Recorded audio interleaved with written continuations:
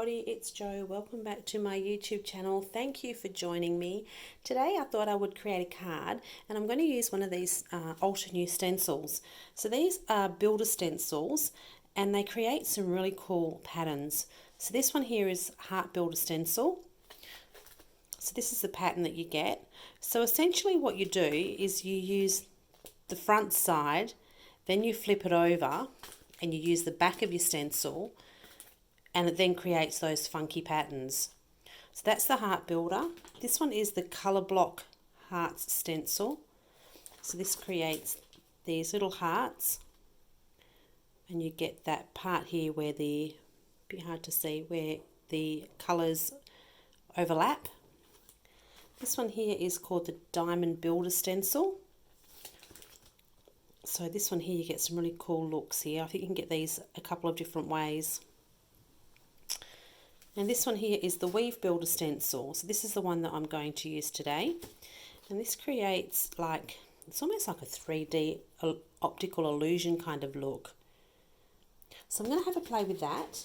I'm also going to have a play with some of this Hero Arts glitter paste. And I have a few bits and pieces here as well left over from other projects. I've got my sentiment. All I've done here is I have put some ink on some white cardstock, die cut the shadow and then die cut the words, and I've stuck that on ready to go. So I'm going to pop you on fast forward and you can watch how this card comes together. So I'm just going to pop some tape on the back of my white cardstock just to hold that in place, and I'm also going to tape my stencil in place as well. That just helps things stay where they need to stay.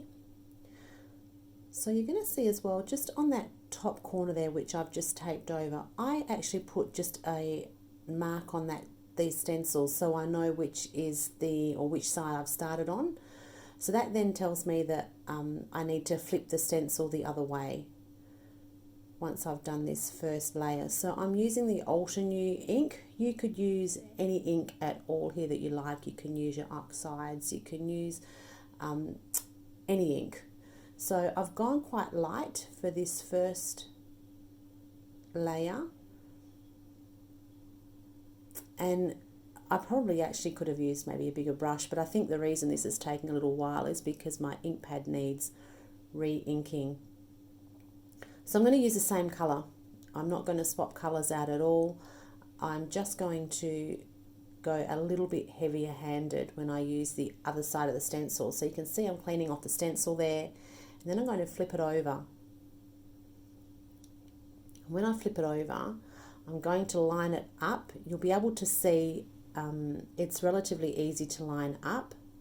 You want to make sure that the stenciling that you have already done is covered, and that just those little corners are all lined up. So again, taping it down and going in, you can see this time I'm adding a bit more ink to the stencil. So yeah, these little stencils are really cool. These would be great for masculine cards as well, because it's always a bit tricky for guy cards. So just a quick peek, you can see there the effect that it's going to give. Cleaning off my stencil, I'm going to leave that all in place, and now I'm going to put over the top some of this Hero Arts glitter paste. This paste is really nice. It's a nice consistency, so it doesn't get underneath the stencil. It holds its form really well. And I'm going to use that scraper over the top. I find using that scraper gives it a really even coverage, and it also helps take off all the excess. So my tip would also be, don't use too much paste, because our ink is water-based. It is going to pick up some of the colour. So you can see that is what I'm left with, and that glitter, it's a little bit hard to see, is really sparkly. So I'm going to pop that aside to dry, and I'm just giving my stencil a clean. You want to make sure you clean your stencil straight away, because this stuff dries really hard. But look at the result that you get. So just trimming up my paper, Now for my card, so this is going to be a 4 1/4 by a 5 1/2 card base, so I'm just trimming it down to give it a little border.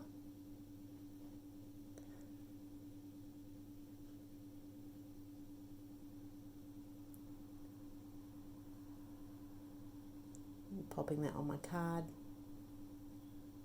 I think you could use this pattern either way. I don't think it has to be this way. You get a different look each time you turn it, which is another really fun thing about it. So now I've got my bits and pieces. You can see here that I really want to use this frame. I love the look of all these pieces together, but I felt like I had too much on the card. I felt like the more I put on it, the more I was covering up the effect of that background that I'd just created. These are Pink Fresh washi tape die cuts, so you stick them on your card and then they have the coordinating dies that you die cut them out. These are great to make crafting really quick.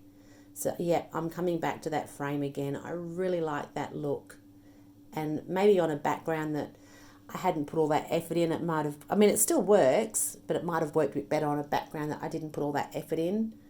I just felt like I was covering it all up.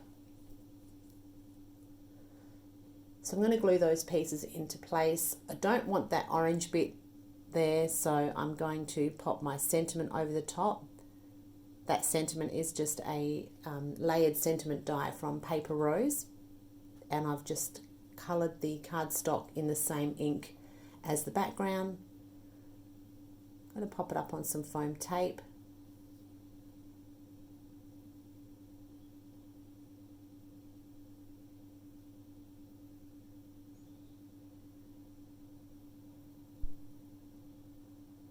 So you'll need to use glue as well when you're using the any kind of paste. I find it holds better than the tape.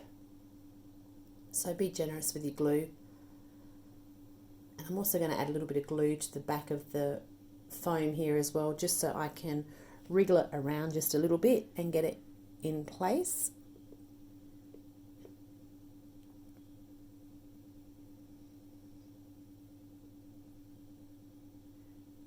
So I have also created another couple of cards with this stencil. I've done one that is like a rainbow variant, and I've also done another one just in colours without any glitter. So if you stick around, I'll pop a couple of photos of those up at the end as well, just to give a couple of different looks with this stencil. So I'm going to add some Nouveau drops here.